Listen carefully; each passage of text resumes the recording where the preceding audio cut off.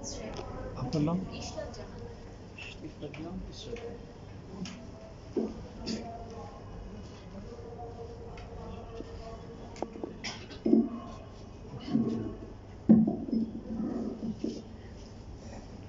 আসসালামু আলাইকুম।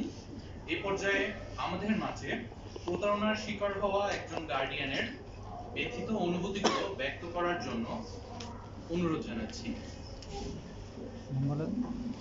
নামটা কি?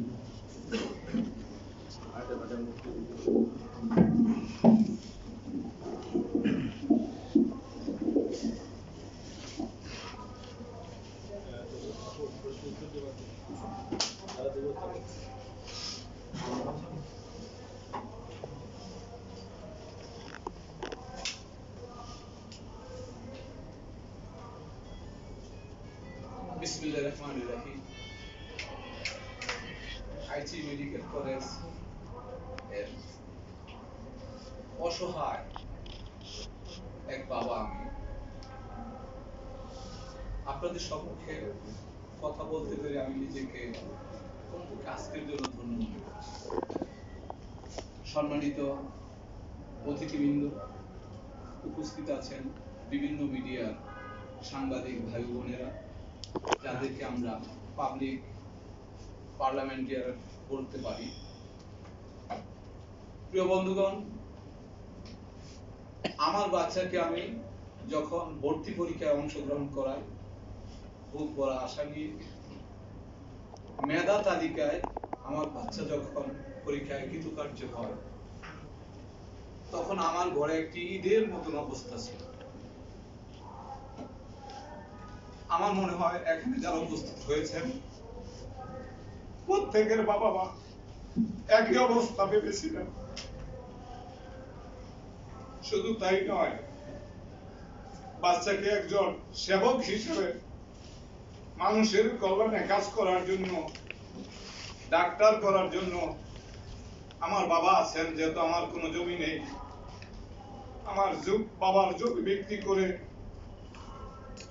আমি যেখানে কর্মস্থলে আছি ওইখান থেকে বেতনের এগেনস্টে টাকা নিয়ে আমার বাচ্চাকে এই আইসি মেডিকেল কলেজে ভর্তি করি। অনেক অভিভাবকের সাথে কথা হয়েছে, তাদের অবস্থা প্রায় একই। আমরা খুব আনন্দের সাথে ভর্তি করে আজকে যে কথাগুলি বলবো, হয়তো আমার মেয়েও এই সন্তানেরও এই কথাগুলি শোনে নাই, কারণ এখানে যাদের সামনে কথা বলছি আমি জানি আমার জন্য কথাগুলি বলা খুবই কষ্টসাধ্য। এই জন্য যে কারণ একটি সবাই যারা উপস্থিত থাকে তার সবাই মেধা সম্পন্ন থাকে না, কিন্তু আজকে যারা এখানে উপস্থিত তার প্রত্যেকটি মানুষই মেধা সম্পন্ন। বিভিন্ন ধাপ পেরিয়ে জীবন গড়ার স্বপ্ন নিয়ে তারা এই মেডিকেল কলেজে ভর্তি হয়েছিলেন। আজকেও আমরা সে দায় পরিশোধ করতে পারি নাই। সে দায়ের জন্য গড়ে বাজারও হচ্ছে না।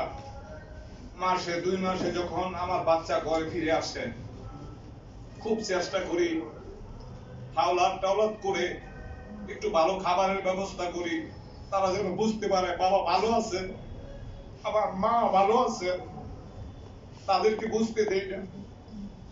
আমার মতো যেমন অনেক অভিভাবক একই অবস্থায় আছে। আমরা এখন মাইগ্রেশন চাই। কেন চাই?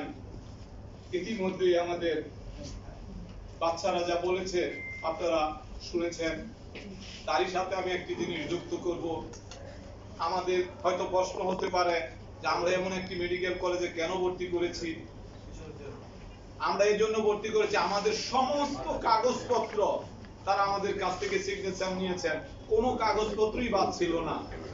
কিন্তু এক সময় এসে দেখলাম এই ম্যাক্সিমাম কাগজগুলি ভুয়া ছিল, যা আমার বাচ্চার বক্তব্যের মধ্যে চলে আসছে। এক পর্যায়ে বাচ্চারা যখন এই অবস্থা বুঝতে পারলেন, কলেজ কর্তৃপক্ষের সাথে তারা যোগাযোগ করলেন। যোগাযোগের প্রতিদান হিসাবে আমাদের 20 থেকে 30 জন ছাত্র আহত হয়েছেন। আপনারা যদি তার ছবি দেখতে চান, বহিরাগত সন্ত্রাসীদের এনে তাদেরকে দমন করার জন্য রক্তাক্ত করে ফেলছেন। আমরা যারা একটু কাছে ছিলাম দৌড়েও কলেজে গেলাম, আমাদেরও অনেকে আহত হয়েছে। আমরা ডেমরা থানার ওসির মাধ্যমে এই সমস্যার সমাধান সাময়িকভাবে বন্ধ হয়। তারপর কলেজ কর্তৃপক্ষ আমাদেরকে বলেন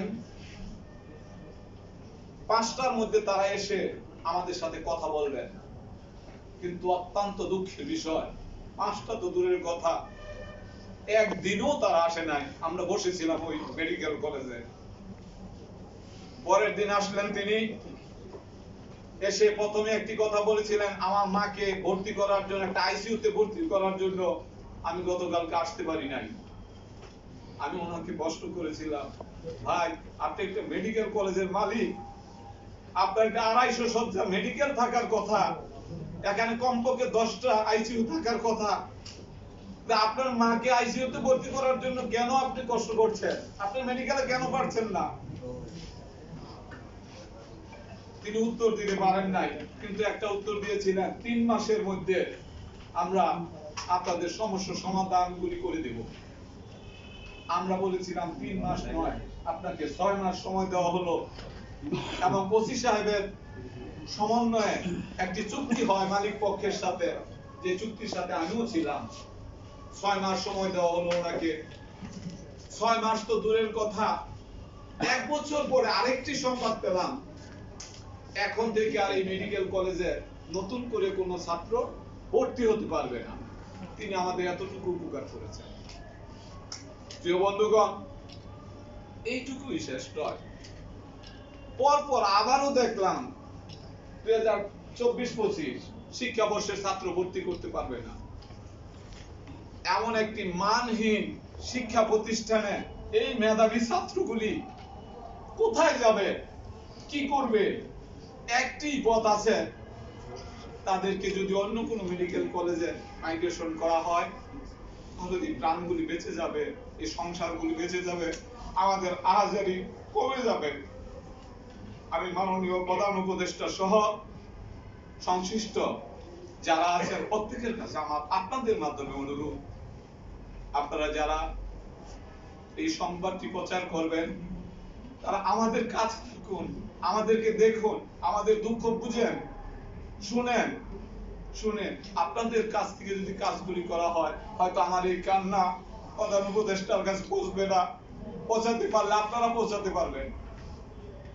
এই শত শত বাচ্চা, শত শত অভিভাবক, এই পরিবারগুলির কথা হয়তো আমাদের সর্বোচ্চ শিখরে পৌঁছবে না।